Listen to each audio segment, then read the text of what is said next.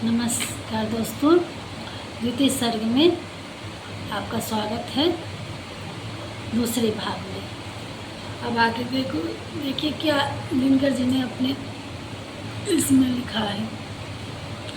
श्रद्धा बढ़ती अजिन दर्भ पर, परसु देख मन डरता है।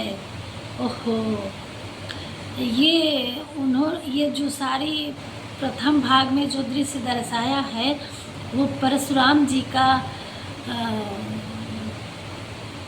कुटिया है। परशुराम जी जहाँ रहते थे ये दिखाया है। कर्ण उनके पास गए हैं आगे की विद्या सीखने के लिए। उन्होंने परशुराम को अपना गुरु बनाना चाहे, शायद इसी के बारे में ये लिखा है। आगे पढ़ते हैं तो पता चलता है, बताते हैं आपको। आगे देखते क्या है।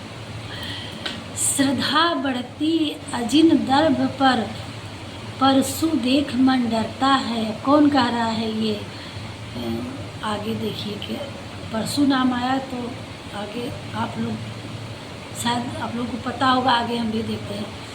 युद्ध शिविर या तपोभूमि या समझ नहीं कुछ पड़ता है। अब शीर्षक कह रहे हैं कि ये क्या है, कैसी दर्शन है, कैसी लीला है। ये ऐसी सारी चीज़ें, ये सन्यासी का आश्रम है, ये ब्राह्मण का ये कुटिया है, या किसी वीर का, किसी क्षत्रिय का ये युद्ध शिविर है। कुछ भी समझ में नहीं आ रहा है ऐसी दृश्यता को देख के। युद्ध शिविर या तपोभूमि, श्रद्धा बढ़ती अजिन दर्भ पर, परसु देख मन डरता है।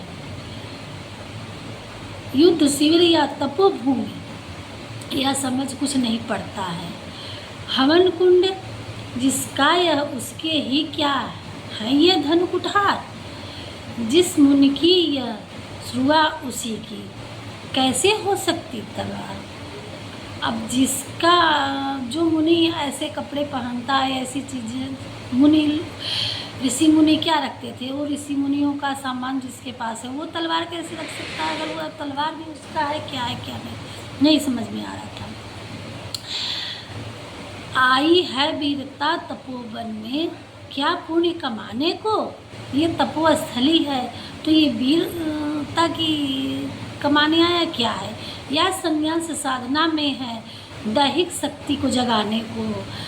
मन में ने तन का सिद्ध यंत्र अथवा शस्त्रों में पाया है, या कि वीर कोई योगी से युक्ति सीखने आया है। परसु और तप में, तप ये दोनों वीरों के ही होते सिंगार।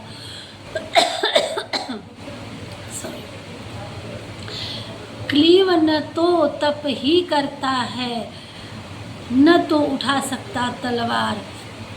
तप से मनुज दिव्य बनता है, सड़ विकार से लड़ता है।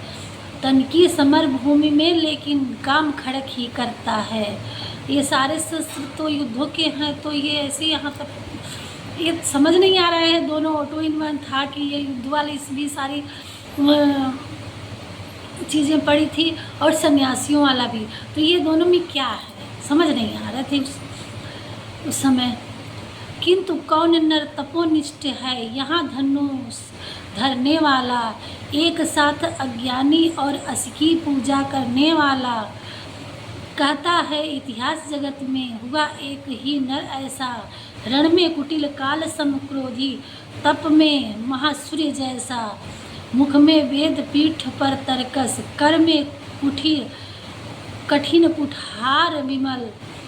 साप और सर दोनों ही थे जिस महान ऋषि के संबल। यह कुटीर है उसी महामुनि परशुराम बलशाली का। भृगु के परम पुनीत वंशधर व्रती वीर प्रणपाली का। हाँ हाँ, वही कर्ण की जांघों पर अपना मस्तक धरकर सोए हैं तरवर के नीचे, आश्रम से कुंचित हटकर।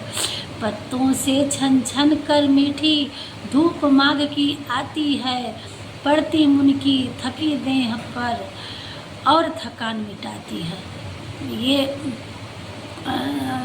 दिनकर जी ने अपने शब्दों में पहले उस जगह का वर्णन किया, उस रचना की वर्णन की, जो वहाँ के सामान बिखरे हुए थे उन सारी चीज़ों को, उनके दृश्य जब ऐसी तैसी देखी, तब वही उन्होंने फिर आगे लिखा कि कभी को समझ में नहीं आ रहा था कि ये सब क्या है, फिर आगे उनकी दृश्य उस पर पड़ी, कैसी कैसी झांकी उन्होंने लिखी है।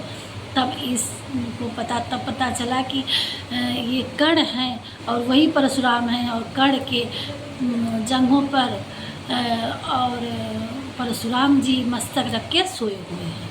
ये गणना दोनों पार्ट में ये दिनकर जी लिखे हुए हैं। उनको भी नमस्कार और आप देखने वालों को भी नमस्कार। आप लोग शायद अच्छी तरह से समझे, हमें तो यही ज्ञान समझ में आया है, बाकी आप लोग समझदार हैं, लाइनें हमें सुना दी आपने, आप लोग